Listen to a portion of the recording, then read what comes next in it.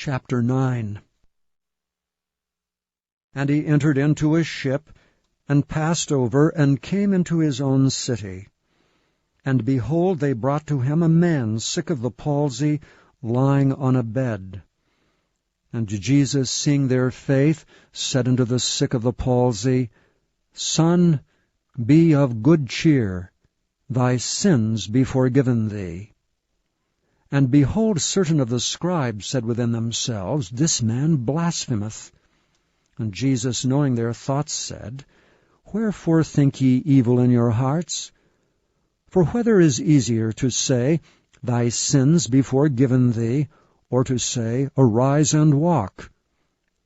But that ye may know that the Son of Man hath power on earth to forgive sins, then saith he to the sick of the palsy, Arise, take up thy bed, and go unto thine house.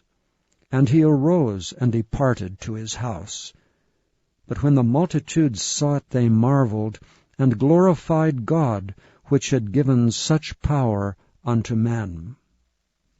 And as Jesus passed forth from thence, he saw a man named Matthew sitting at the receipt of custom. And he saith unto him, Follow me. And he arose and followed him. And it came to pass, as Jesus sat at meat in the house, behold, many publicans and sinners came and sat down with him and his disciples. And when the Pharisees saw it, they said unto his disciples, Why eateth your master with publicans and sinners?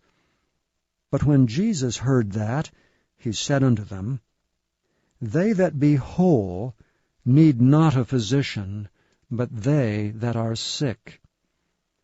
But go ye and learn what that meaneth, I will have mercy and not sacrifice.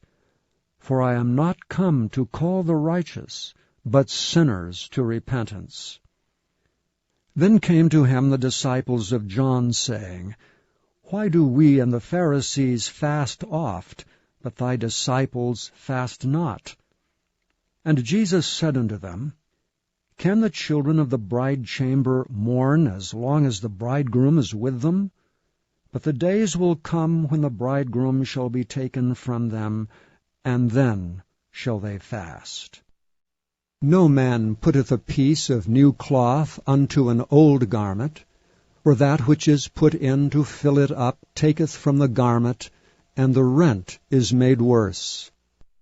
Neither do men put new wine into old bottles, else the bottles break, and the wine runneth out, and the bottles perish. But they put new wine into new bottles, and both are preserved. While he spake these things unto them, behold, there came a certain ruler, and worshipped him, saying, My daughter is even now dead, but come and lay thy hand upon her, and she shall live. And Jesus arose and followed him, and so did his disciples. And behold, a woman, which was diseased with an issue of blood 12 years, came behind him, and touched the hem of his garment. For she said within herself, If I may but touch his garment, I shall be whole. But Jesus turned him about, and when he saw her, he said, Daughter, be of good comfort, thy faith hath made thee whole. And the woman was made whole from that hour.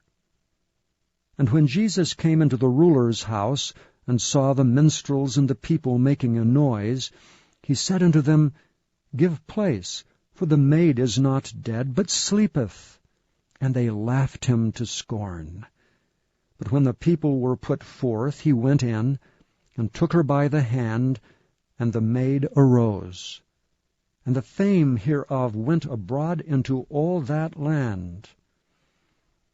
And when Jesus departed thence, 2 blind men followed him, crying and saying, Thou Son of David, have mercy on us. And when he was come into the house, the blind men came to him, and Jesus saith unto them, Believe ye that I am able to do this?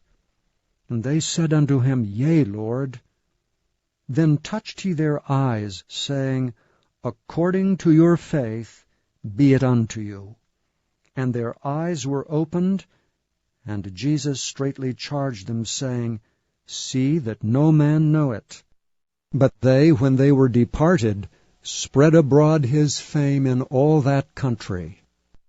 As they went out, behold, they brought to him a dumb man possessed with a devil.